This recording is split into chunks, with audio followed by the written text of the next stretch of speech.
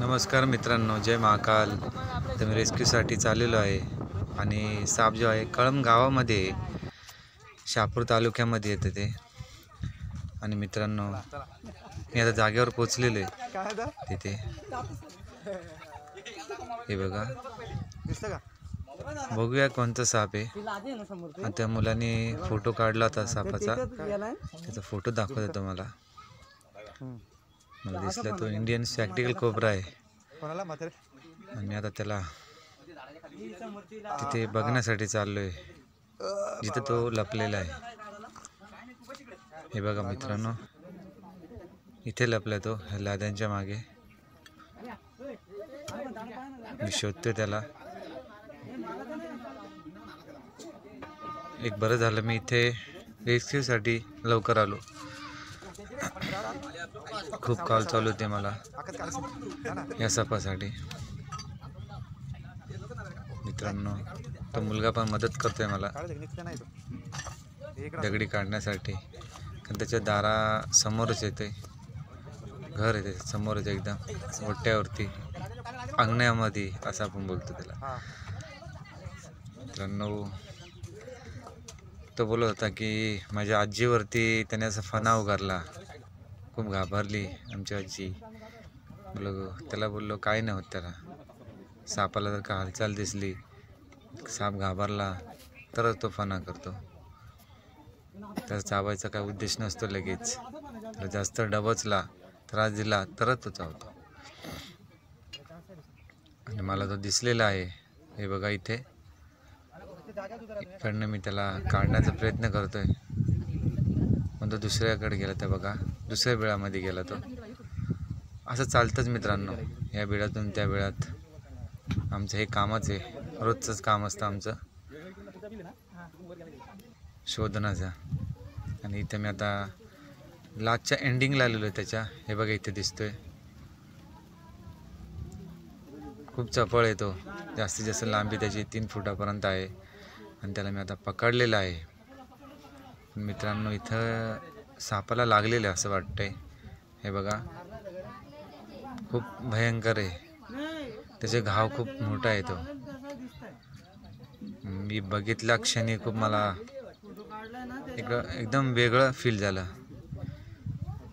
त्या सापाच्या जीवाला काय वाटत असेल, कारण इतका जोरात त्याचा घाव येतो की आरपार पूर्ण होल पडलेले त्याला.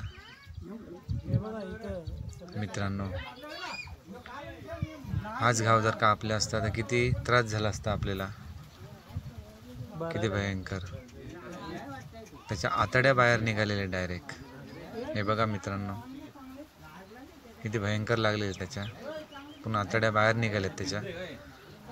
पण आता याला कसं मी याला बरं करणार मला सुचत नाही. हे बघा किती भयंकर लागले. त्याच्या आतड्या डायरेक्ट खालून बाहेर निघाल्यात. वरतून त्याचे डायरेक्ट होल मारलेले, होल पडलेले. त्याचा फटका मारला असेल. पण मी तिथे विचारणा केली खूप, कोणी मारला. तर ते बोलतात आम्ही नाही कोणी मारलेलं. पण हा घाव मला थोडा जुना वाटतो. जुना म्हटलं तर अर्धा 1 तासाच्या आधीचा. आणि ते बोलत होते की साप आत्ताच आलेला आहे, तिकडनं आलं आहे वरतून कुठून साईडने, बाजूच्या घराकडनं. मग तिकडं कोणी मारला असेल तर सांगता येत नाही. इथले लोक बोलतात, ज्यांच्या इथं पकडलं ते बोलतात की आम्ही नाही मारले. ठीक आहे, आता कोण सांगत नाही तर काय करणार. मित्रांनो, नागाला मारण्यात पण खूप मोठा गुन्हा आहे. प्रत्येक सापाला, पक्ष्याला मारण्यात पण गुन्हा आहे. त्याला रेस्क्यू केलेलं आहे व्यवस्थित. आणि आता मी मित्रांनो त्याला लगेच रिलीज करायला पाहिजे की नाही करायला पाहिजे, कारण माझं मन तर नाहीच बोलणार आहे. कारण मला त्याला सर्वात पहिले उपचारासाठी घेऊन जावं लागेल. आणि माझी पहिली प्रोसिजर आहे ती फॉरेस्ट ऑफिस. आता मी लगेच फॉरेस्ट ऑफिसकडे निघणार आहे. हे बघा इथे मी आलेलो आहे, कारण त्यांचा कर्मचारी असल्याशिवाय डॉक्टर हात नाही लावणार. मी त्यांचा कॉन्टॅक्ट केला त्यांना. ते बोलतात का तुम्ही डायरेक्ट दवाखान्यात जा, आम्ही बात करतो. मी लगेच दवाखान्यात आलो आहे. बघा मित्रांनो, इथे आणि डॉक्टरांशी बात करून दिली. डॉक्टर बोलले की ठीक आहे, मी उपचार करतो. मी फॉरेस्टवाल्यांना धन्यवाद बोललो आणि आमची प्रोसिजर चालू ठेवली. पण मित्रांनो, खूप वेळ झाला, खूप टाईम झाला. त्या सापाची पण खूप वेदना वाढत असतील. हे जर का आपल्याला लागलं असतं तर खूप आपण आरडाओरडा केला असता, पण त्या बिचाऱ्याने गपचित पडून होता तो. आणि त्याला कधी उपचार होईल असं मला झालं होतं. आणि मित्रांनो, तिथे डॉक्टर पण नव्हता, पण एक होता तो कर्मचारी. तो बोलतो मी करतो सर्व व्यवस्थित. आणि माझ्या जोडीला सर्पमित्र पण होता एक, दुसरा एक ईश्वर चिकणे म्हणून. आम्ही दोघं जोडीलाच असतो. आणि बघा, आता मी त्याला हेड कॅच करणार आहे. त्याचं डोकं पकडणं खूप गरजेचं आहे. हे बघा, पकडलं मी, कारण त्याच्यावर उपचार करायचे आहे. आणि डॉक्टर बोलले होते त्याला टाके मारावे लागतील. टाक्यांसाठी धागा पण नव्हता मित्रांनो डॉक्टरांकडे. तो धागा कोणता होता की त्याला टाके मारल्यावरती ते टाके आपोआप त्याचे गळून पडतील बरं झाल्यावरती. त्या काढायची गरज नाही लागत. तो धागा त्यांना पाहिजे होता.